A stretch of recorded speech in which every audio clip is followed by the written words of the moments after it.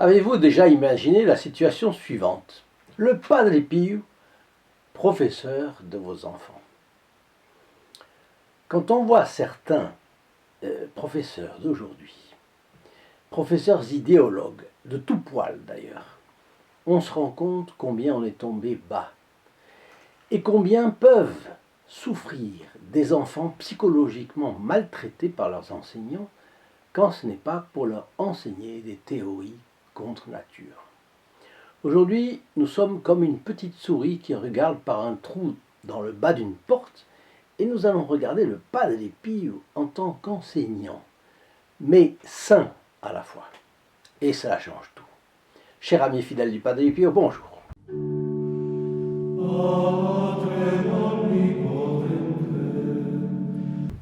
Vous pouvez déjà penser à votre liste de personnes dont vous aimeriez qu'elles bénéficient de votre prière, parce qu'à la fin, je vous donnerai une belle prière pour demander la mansuétude, tirée d'une adaptation du livre Méditation quotidienne de Monseigneur Hamon. Donc, pourriez-vous souhaiter un meilleur professeur pour vos enfants? Dans ses premières années à San Giovanni Rotondo, Padre Pio avait comme tâche principale d'enseigner au collège séraphique tenu par les Capucins et servir de directeur spirituel à une vingtaine de collégiens. Il était en fait l'enseignant favori des garçons, vous vous en doutez, et ces garçons ne semblaient pas se rendre compte de sa vie mystique intérieure. Pour eux, c'était simplement un professeur gentil et courtois, un être humain exceptionnellement accueillant. Il apprenait aux garçons comment se préparer à recevoir la Sainte Communion et comment faire une action de grâce appropriée. Il entendait leurs confessions, priait avec eux, les accompagnait dans leurs promenades, surveillait leurs tâches ménagères et participait à leurs loisirs.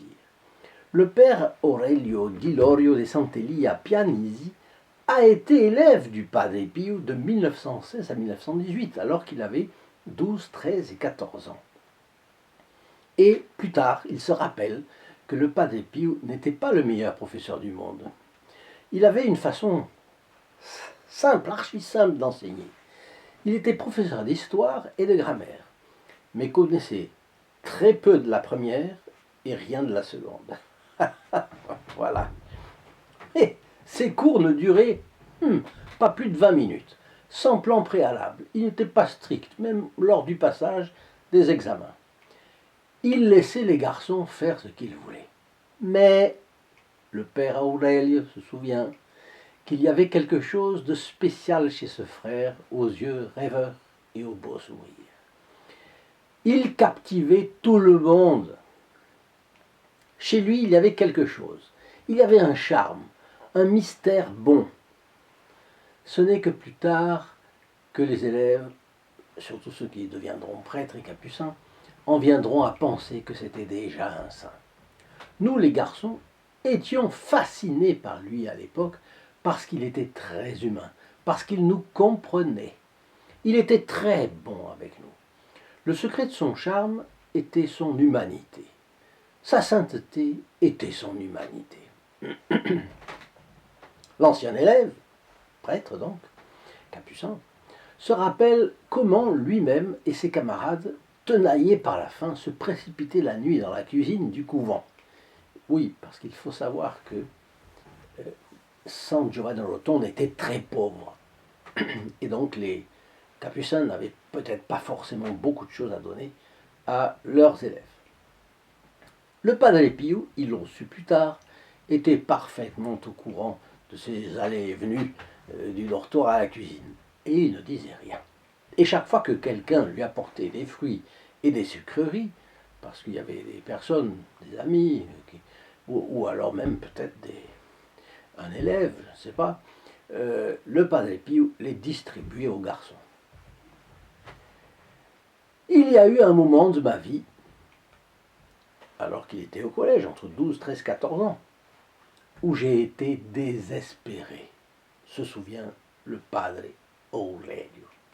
C'est intéressant parce qu'il a été désespéré. Pourquoi?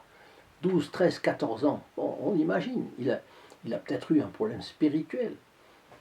Le Padre Pio venait dans ma chambre, s'asseyait sur mon lit et me parlait jusqu'à 2 heures du matin. C'était absolument contre les règles, mais il l'a fait vu le cas exceptionnel de mon état.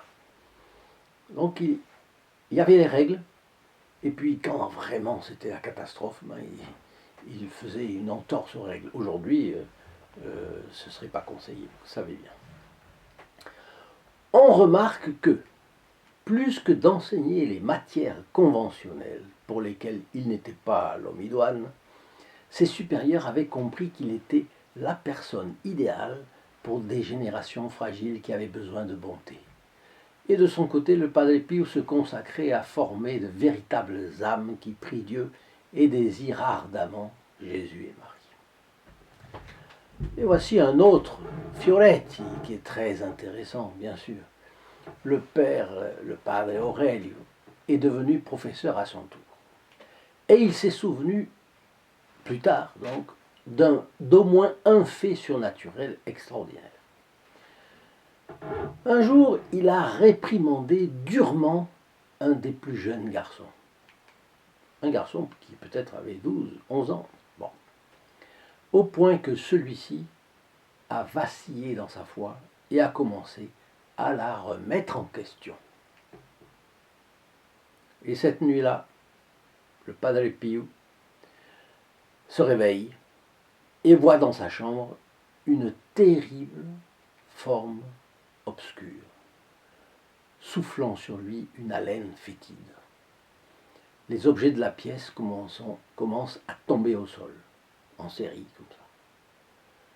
Terrifié, comme on peut s'en douter, il court vers la chambre du Padre Pio, qui se trouve à côté du dortoir des enfants, et il crie « Je ne veux pas retourner là-bas, il y a un démon dans ma chambre !»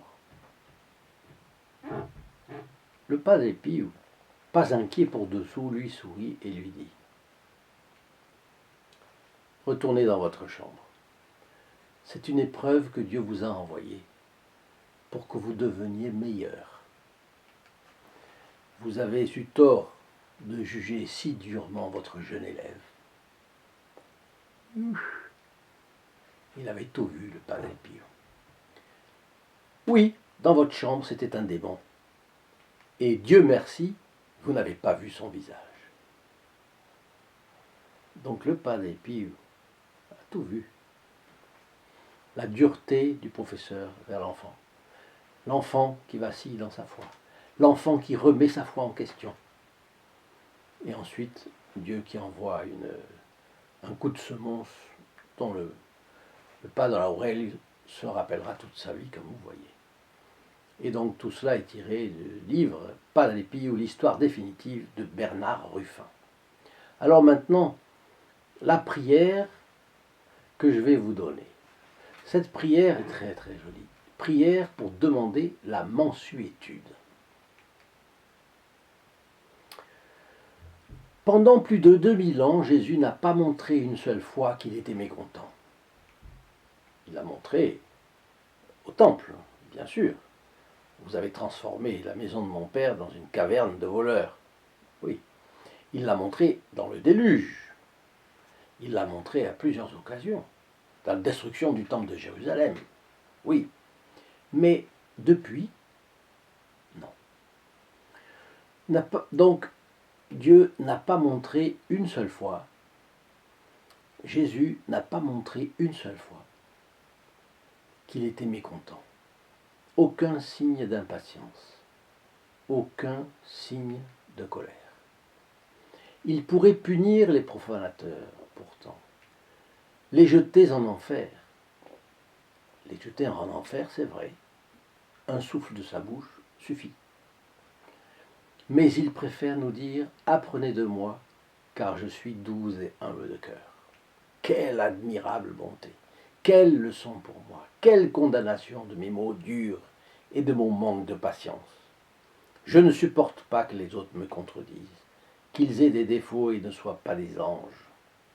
Ô Jésus, si doux, si docile, apprenez-moi à supporter tout avec patience, sans offenser personne et à réprimer mes humeurs, mes passions, mes propos acerbes.